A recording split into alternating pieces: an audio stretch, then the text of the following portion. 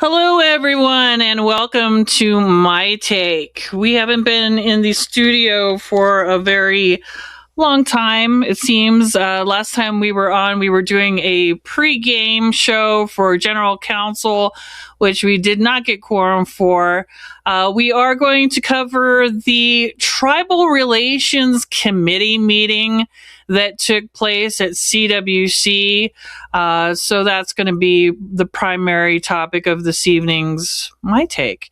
And I am in studio with my good friend, Red Hawk. How's it going? Red Hawk here. Welcome, Red Hawk. My usual guests got overcome with different things, family situations and family responsibilities. So I am in the studio flying high with Red Hawk. All right, let's go ahead and get started. Today is the 9th of February. Let's go ahead and do the disclaimer. I do not represent the tribes, thank God. I am exercising my individual sovereignty. I am a tribal member, business person, a disabled combat veteran. I live and work on the reservation. I am representing myself. I am exercising my freedom of speech, freedom of the press, freedom of expression, which is all covered under the Constitution. It is a human right, fundamental human right. Personal opinion versus defamation. I am not in the business of spreading false information, knowingly spreading false information. That is not my game. I am just hanging out, and this is conversation purposes for entertainment only. Are you on board, Red Hawk, for this little journey? Oh, yeah. All right, so let's go ahead and get started. All right, so the Tribal Relations Committee meeting took place this last week of January, the 27th through the 28th. It was like a whole full day and then like half a day. And it was at the Central Wyoming College at the Intertribal Community Center. It was open to there was a live stream going, and just so folks know, the general public is allowed to come and sign in and be a part of the conversations that happen during these Tribal Relations Committee meetings, and I highly encourage that folks get out and do that. So the first thing that I want to cover is who sets the agenda for this Tribal Relations Committee situation, and it's these two individuals here. These ladies and gentlemen are our tribal liaisons to the governor's office, and we have Anita Roman, and she is the Northern Arapaho tribe representative, and then we have James Sorrells over here, and he is the Shoshone tribe representative. Anita is not a tribal member. She's not Northern Arapaho. Really? Yeah. Do you think maybe if she's representing the tribes and representing the Northern Arapaho tribe in that kind of capacity, it should be a Northern Arapaho tribal member? Or am I off base? I think it should be a tribal member, yes. Right. I mean, non-tribal members still can come into general counsel and give reports. I think these people should be reporting what's happening at that level to general counsel. That's the people's meeting. We need to know what's going on. We're the supreme governing body, right? Yeah. My take. Okay, so one of the things that I find interesting with this Tribal Relations Committee meetings, you have your legislators here, and they are kind of holding court, and our tribal leaders are actually made to sit across from them, kind of in a seat. And so, as an indigenous person who has a council who is supposed to be our leadership, shouldn't they be like on the same level instead of in a hot seat type of position? Shouldn't they be kind of like side by side or arm in arm or on the same level? Am I off base with that? What do you think? I think you're totally right. It seems kind of weird to me. Yeah, right. And so, we harken back to these people right here. They could be making those changes. They set up and work with the LSOs, and the LSOs are kind of like the liaisons as well. They're kind of like the admin support for the legislators.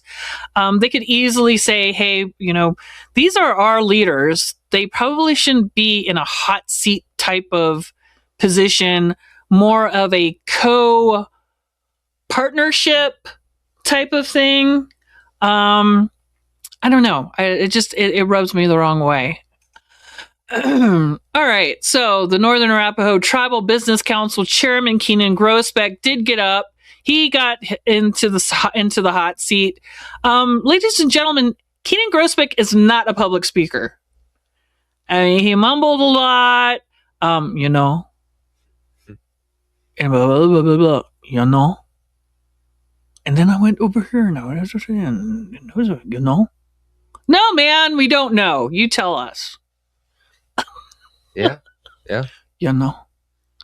Okay, so this kind of.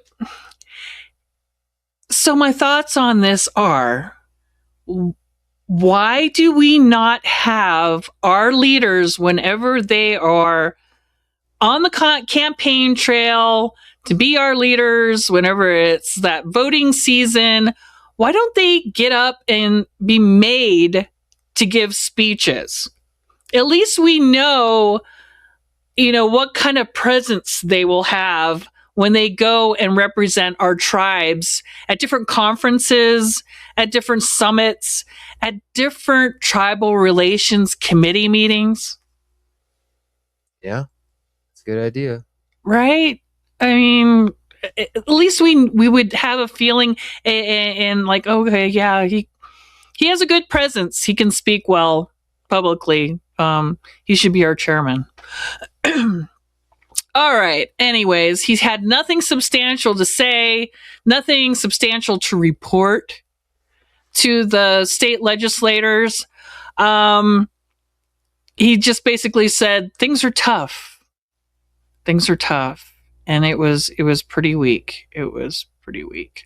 I do want to kind of back up a little bit because I do want to kind of introduce you. If folks out there don't know who our tribal relations committee people are, and so this is their website, yoleg.gov is this website that I'm looking at. And you go down here to committees, and then you see select and task force. So you click on that little booger right there, and then here it is, select committee on tribal relations. You click on that. This is your state of Wyoming legislators who are currently serving on this select committee on tribal relations. You have Kiel Case, Ivan Posey, Eric Barlow, who is also vying for the governor's seat, I do believe, Tim Salazar, Joel Guggenmoss. I hope I'm pronouncing that correctly. Pepper Ottman. For the first day, it was Kiel Case, Ivan Posey, Tim Salazar, and Pepper Ottman. Eric Barlow came in later during the day, and there was absolutely no show with Joel Guggenmoss. And whenever they did roll call and they called his name, they all just kind of looked at each other like, I don't know. Did he check in with you? Eric Barlow apparently had an excusal. He was excused by the body, but Joel Guggenmoss was a no-show, and he is one of, I believe he's the local state representatives.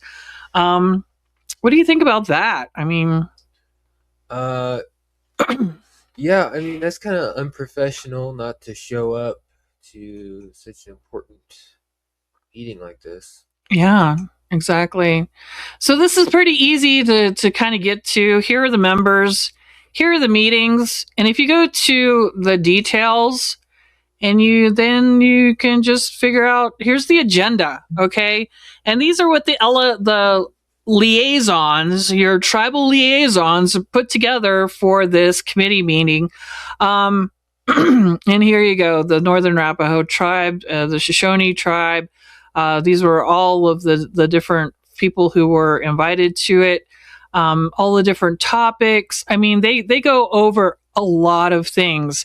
They have the Bureau of Indian Affairs, the FBI, Highway Patrol. I mean, just covering a whole huge gamut. And then we get into education and ICWA. Very important stuff.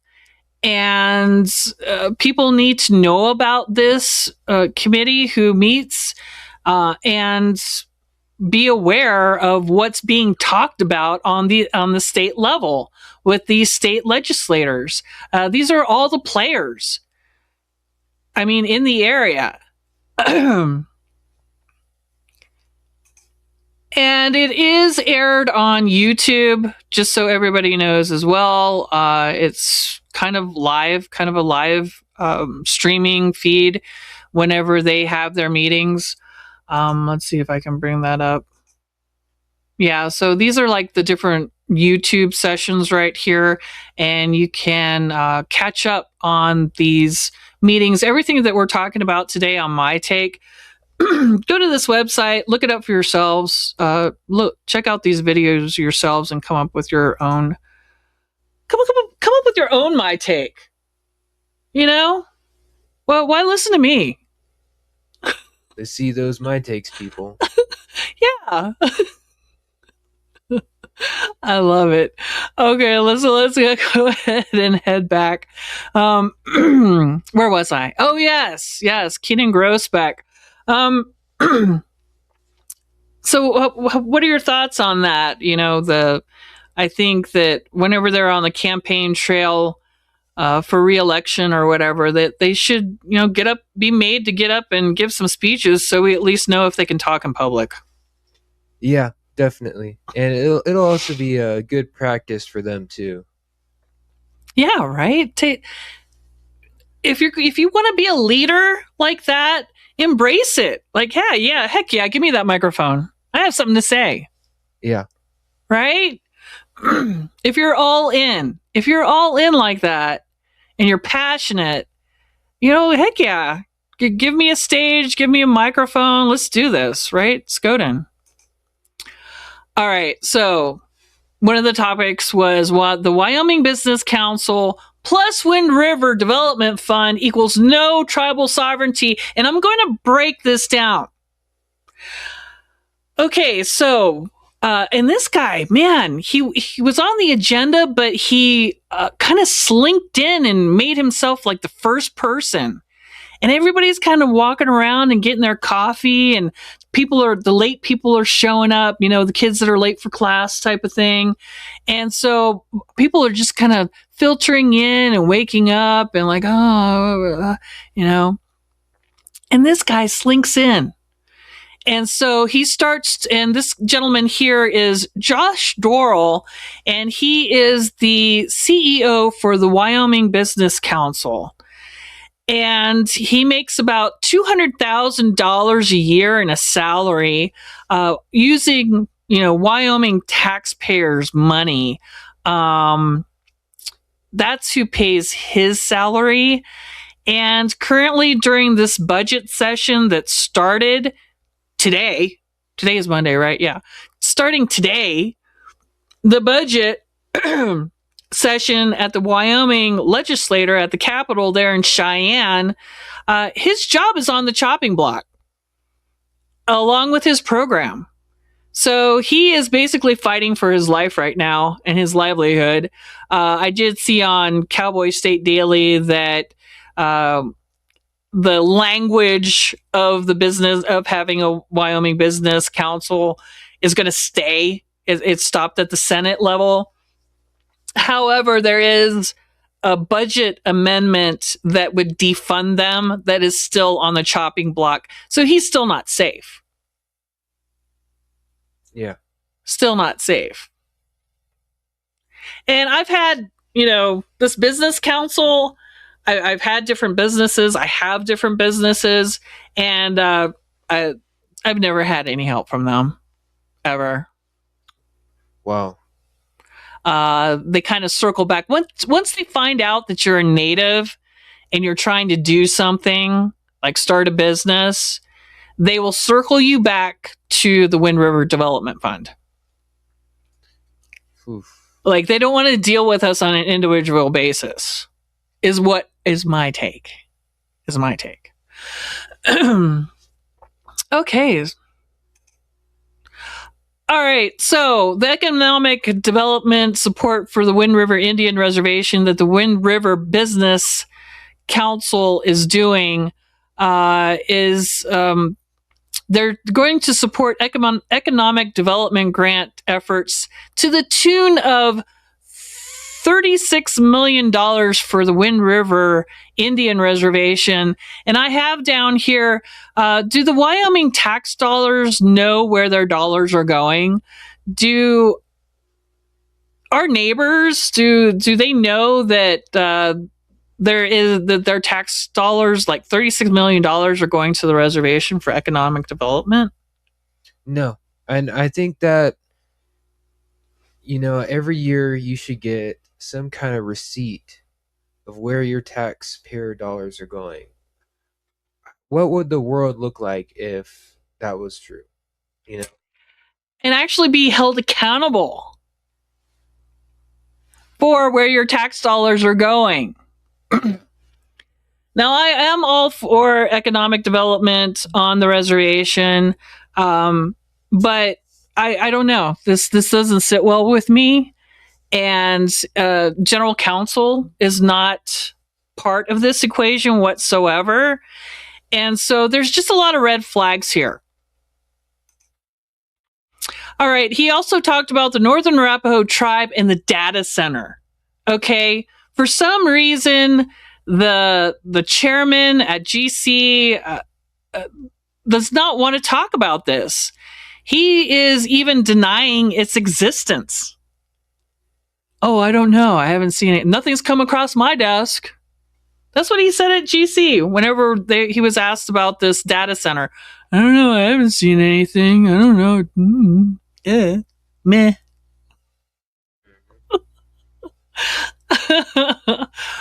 Okay. So where this data center project is right now is there is a $50,000 business ready community grant, planning grant. And that is for a feasibility study to see if a data center would even be, feasible. Yeah. And he gets up here and he's there like, he names the actors that are involved with this grant, this $50,000 grant for the feasibility study. And it is Patrick, Adam Lawson, and Cy Lee, who are the applicants for this grant. He went on and he talked about the Eastern Shoshone Cultural Center. They're heavily involved with that project. And then they're going to give like 62.5 for economic development work with Wind River Development Fund. So, a little 62.5K, Yeah. We'll see how that goes. And then another rub was the tribal fishing game. I have some thoughts on that, but I will get to that in one of the next slides. All right, business ready community planning grant. And this is open to anybody in the state of Wyoming, as long as you're working with the Wyoming Business Council and, of course, have a plan, obviously, for your community. So this is a brainchild of Mr. Cy Lee, And Mr. Siley was our general counsel chairman, and I find it interesting that he didn't even have anything to say about this. Like during that whole time he was general counsel chairman, this topic never came up, and it never crossed his mind that this might be something that general counsel needs to be involved in. Well, someone needs to bring it up to him. We don't even know what Mr. Siley is doing at this point. I believe the last time someone asked him about this data center and why his name was being mentioned, he said something to the effect of, "Oh, well, that was like 4 years ago, and I thought it was already, dead in the water," or something like that. He kind of brushed it off. Yeah. All right. So the other person who is involved with this data center is a Mr. Patrick Adam Lawson, and he is noted here in the signed document for this grant. And he's the executive manager of Wind River Northern Arapaho Tribal Industries. All right, and he has signed this grant document for the Wyoming Business Council grant. I kind of wanted to look at LinkedIn here because I was interested in his background, this Patrick Adam Lawson, and let me see if I can bring it up.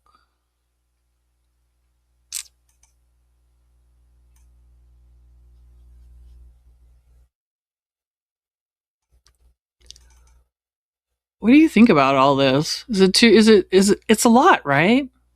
I think that we should keep Wyoming wild. Oh. We don't need any kind of data center put here. We don't need any nuclear waste stored here. We have a very beautiful ecosystem here that I think we should protect. Yeah, I agree. Okay. A lot of dead air time. I apologize.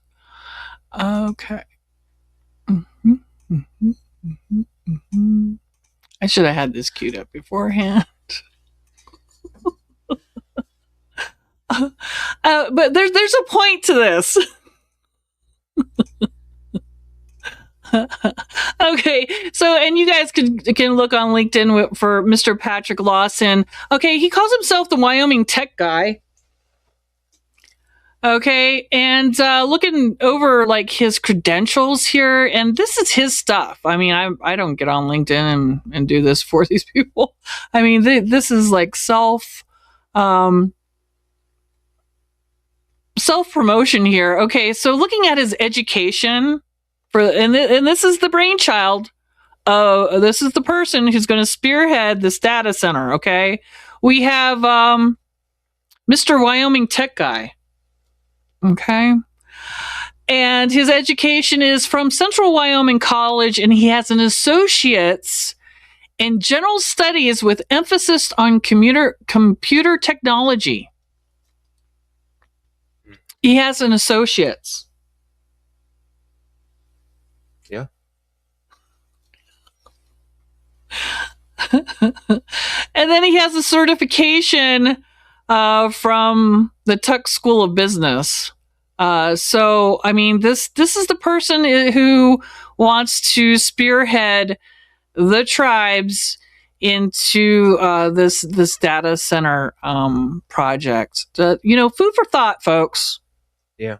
Food for thought. Okay, so I did do an article about this.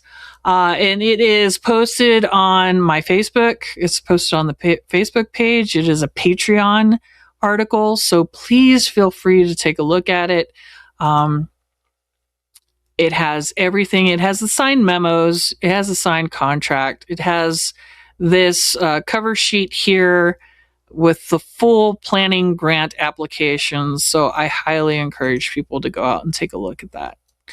All right, so the Business Ready Community Grant and Loan Program through the Wyoming Business Council and the Northern Arapaho Tribe. Okay, I haven't seen any like tribal leadership here. Cy Lee has not been a councilman. Mr. Lawson has not been a councilman. So I'm kind of interested in, how this is. Oh, this is how it is. Oh, Lloyd Goggles. He signed the MOU on behalf of the Arapaho tribe. Okay. All right. Got it now.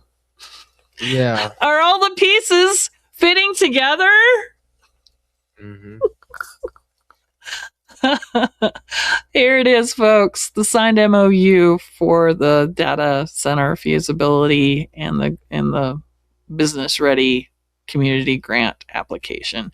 I know this guy. I've seen this guy before. Yep. All right, moving on. So here we go. We're talking about the fish and game situation.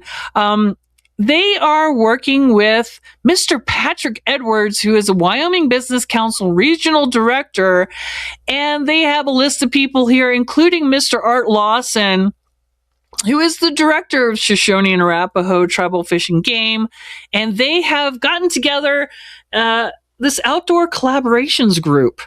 And they were talking about great projects of going into our wilderness, going into our mountains, and making all kinds of upgrades and improvements. And we're going to, bring more people into our mountains and our lakes and our areas here on the Wind River Indian Reservation. How does that float with you? Well, I do know that there are a lot of trails that have like miles of deadfall. And that's a dead tree that falls over and it's right on the trail. Mm-hmm. You can't it takes forever to get over them. They're dangerous because the branches turn into giant wooden spikes. And so if you're going to go up there, you might as well just take out all that deadfall and improve those trails. And that's really all I want you to do. I agree. I'll tell you, there are cultural significant areas that we don't necessarily want a bunch of people traipsing around. That's why you don't see a lot of development up in the mountains, because we have sacred spots that are special to us and our culture. And for the Wyoming Business Council and the Wind River Development Fund to come along and say that, and they're not even talking to anybody. They're not even talking to the tribes.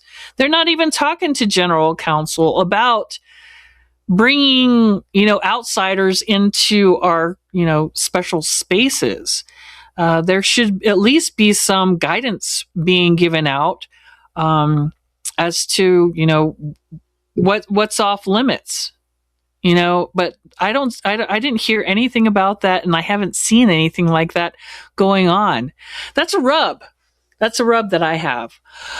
Okay, so the continuing on, the Wind River Development Fund. I really don't want to dwell on these folks too much, but your Chief Implementation Officer, Leslie Shakespeare, showed up. The Executive Director, Mr. Paul Hubbardy, he is not Northern Arapaho or Shoshone. I believe he's a Ojibwe. We have the Chief Operations Officer, Erica Warren Yarbrough, and she is the Chief Operating Officers. A lot of chiefs. Yeah. Where are all the Indians? I hope they are making jobs for all the Indians, right? Hope so. I see them hiring chief operator this, chief operator that, chief implementation, chief communications officer, chief financial officer. Yeah.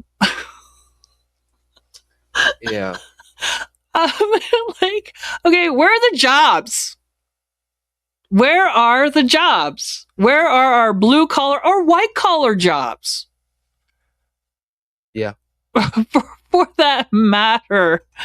Okay, so Mr. Hubbardy has a master economic development plan for the reservation. Did you know that? No. Oh, yeah, that's one of his plans. As you can see here, this is an excerpt from his presentation that he was giving to the Wyoming legislators, a master economic development plan for the reservation. I wonder what the tribes think about that. All right. Next up was healthcare, and we had that 58 million in Medicaid funding that they had the legislators had initially had on the chopping block.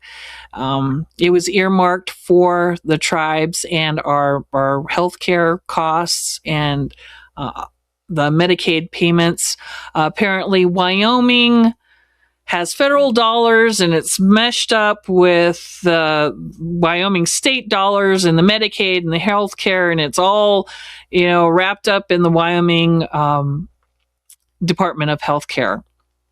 And so this $58 million that was earmarked was not going to, they basically said, wah, wah, no, not going to get it. So we went out there and here's a picture of Nicole Wagon. They staged a protest out there saying, nope, we need this 58 million. Wyoming is going to have to pay for it anyways, the way that it's structured. And I think it needs to be looked at. Why are federal funds being passed through a state ran program like the Wyoming Department of Health? And how do they have any say so in where those federal monies go? That is my question. And I think this kind of opened a Pandora's box, kind of, as to, why are there federal dollars being funneled through the Wyoming Department of Health? And why do they get a say in, whether we get that funding or not? So hopefully more to follow. I think they kind of wanted to do a Doge thing where they're like cutting off things, and I'm cutting this and I'm cutting funding for that. Well, they're cutting off their arms and legs at the same time.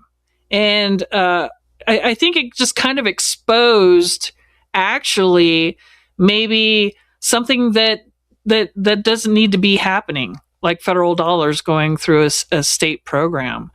So hopefully more will come out of that. But at the end of the day, it was reversed. That earmarked 58 million is going to be released to the tribes for their healthcare operations. So it was a win. It was a good day.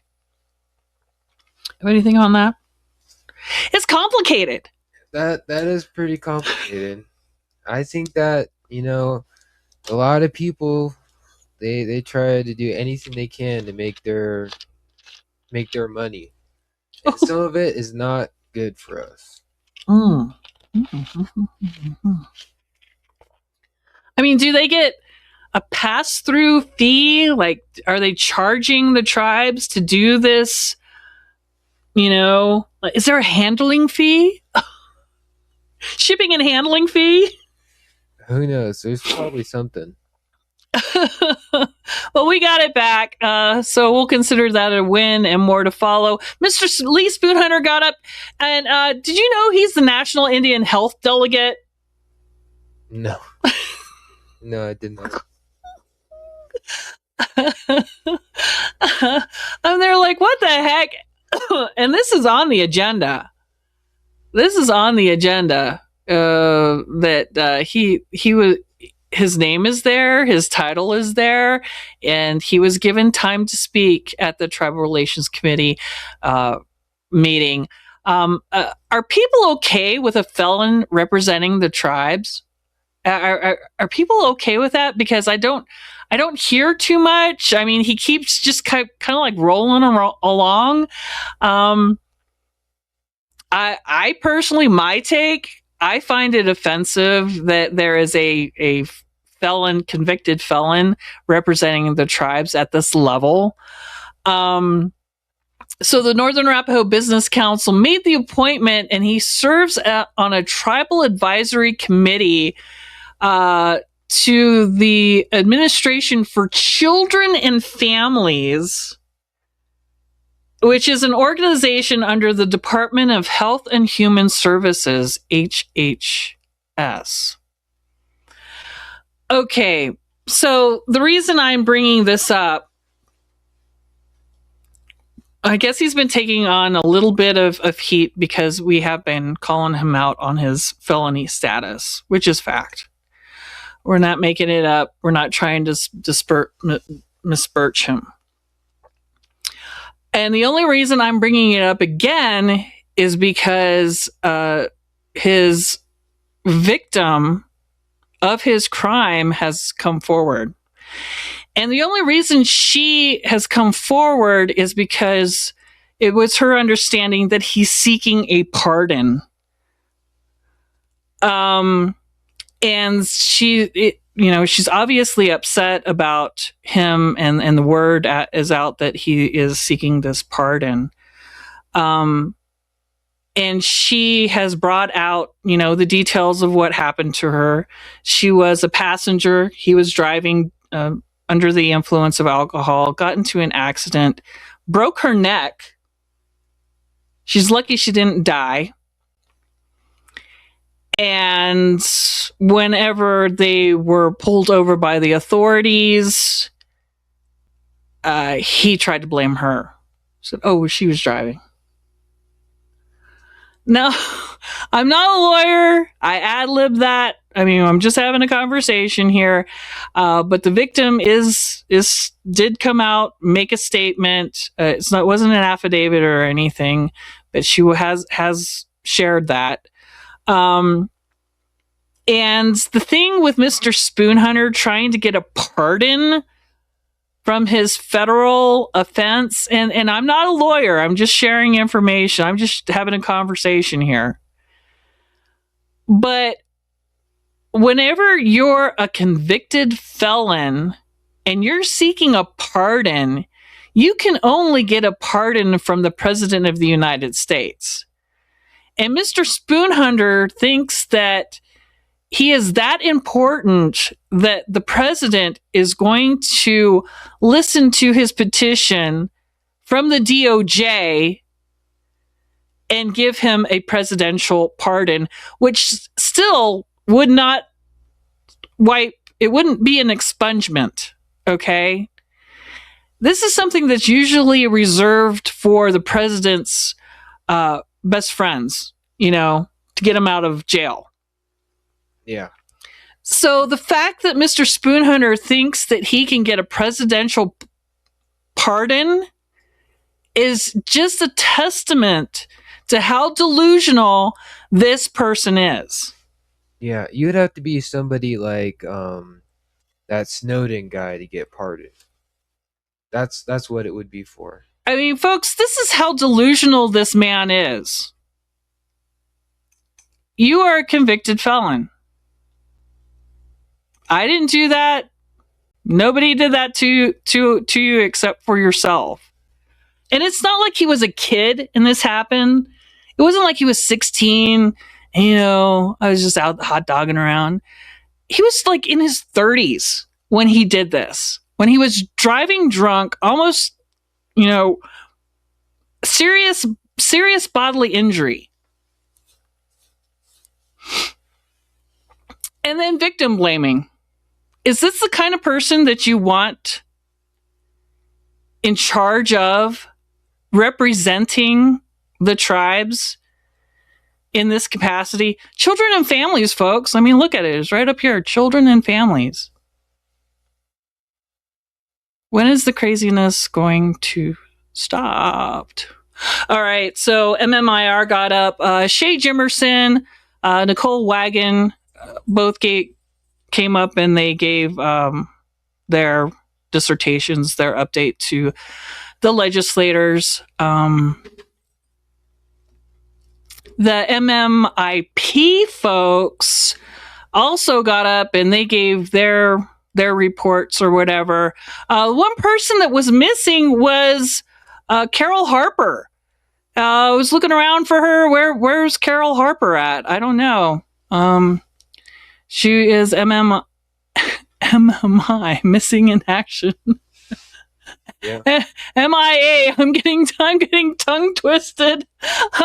But for folks that don't know, Carol Harper has taken the helm of the MMIP movement, and she was nowhere to be found. So maybe next time she'll show up and give an update.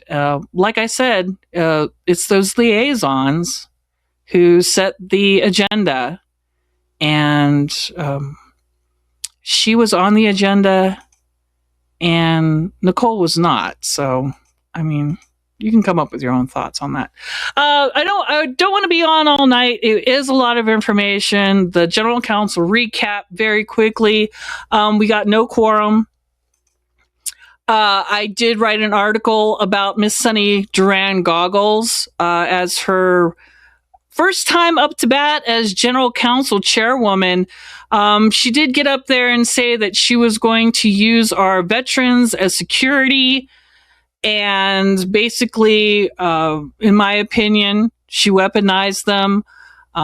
They were definitely singling out certain individuals, and it rubbed me the wrong way, the way that they were singling out certain individuals in the group.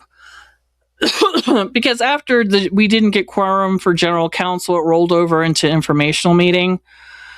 And I did write an article about it. Please feel free, if you're interested, on her, what I perceive as her performance as the first time as general councilwoman. And it's not good.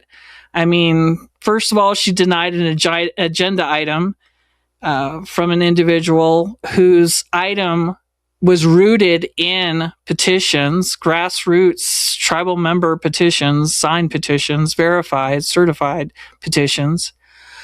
So that was a big time procedural error, and she needs to be called on that. She weaponized our veterans to be security, as far as I'm concerned.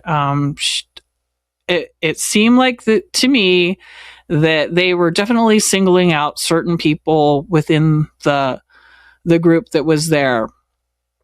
And some other things. So I encourage you to go and check out the article. I have here written, don't talk about our business. And I want to be very clear that you're not going to keep me quiet. I do have a podcast. I have a couple of podcasts. I do one for veterans as well. So this platform is something that I use across other issues. So this is what I do. I have podcasts, different podcasts, and this is just one of them. So you're not going to shut me down. You're not going to keep me quiet by saying, don't talk about our business. And just for point of reference, other entities have their stuff out there on YouTube. I mean, Lander City Meeting is on YouTube, Facebook. For heaven's sake, our agenda, our general council agenda is published. The tribe publishes our general council agenda with all of our agenda items listed. And then it is in turn published in the Lander Journal, Riverton Ranger. It's published on all the their social medias. So it felt very targeted, and I'm not going to be quiet just so you can control the narrative. Boom. Laid it all out. Well, I mean, everybody puts their stuff out there anyways. You know, their agendas, they're on YouTube. I mean, we don't even do YouTube for our general council meetings, okay? So, nope, not going to shut up. Next, so Sunny Goggles, after I published my article, I get this message, can we set up a meeting? I mean, they're like, oh, yeah, you can totally come on the podcast. I gave her our email address here, and I said, we'll definitely check out your availability, and we'll get it scheduled. You have a great day. I have a caricature here of the of the Queen of Hearts and her guardsmen, her security. This is how it was during General Council and the informational meeting. She kind of was stomping around as the Queen of Hearts with her weaponized veteran army men there. Not good. Not good at all. All right, quickly, the buzz. I just want to touch on this quickly. I know that ICE is a big deal out there. A lot of bad things going on. And this is something that I saw, and I think that we need to kind of be cognizant of and aware of. There was a water break on Ethity. They put out an office closure notification. And as you can see here, I have circled Homeland Security. Who does ICE fall under? Anybody? I guess them. Oh, wait, where's my sound here?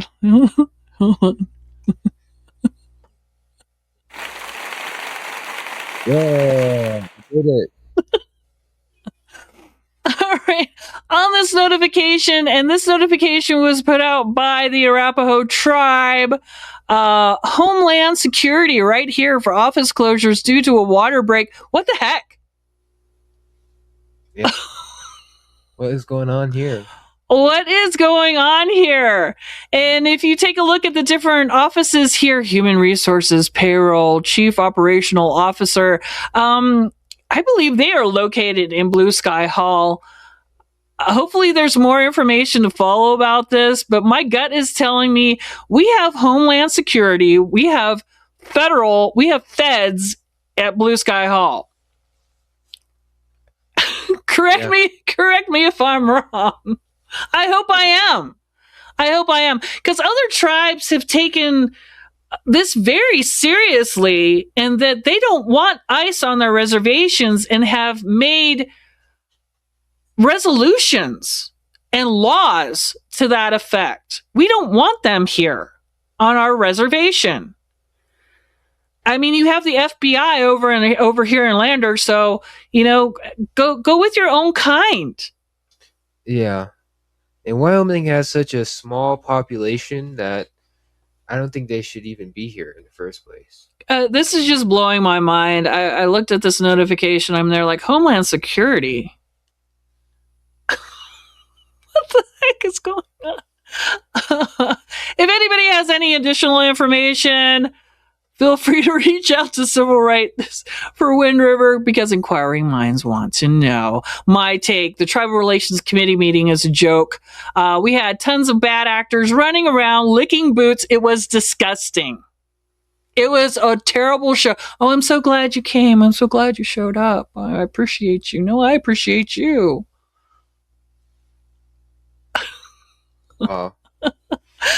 Okay. Why do state legislators get better tribal briefings than the people do? I want to know. I want to know why. And the last bullet here for my take is get Sunny Goggles out as the General Council chairperson. She doesn't know what she's doing. That's my take. Do you have any last words to say there, Mr. Red Hawk? Thanks for coming out and hanging out with me. I got nothing to say except take it easy, folks. Until next time, stay safe out there, all my relations.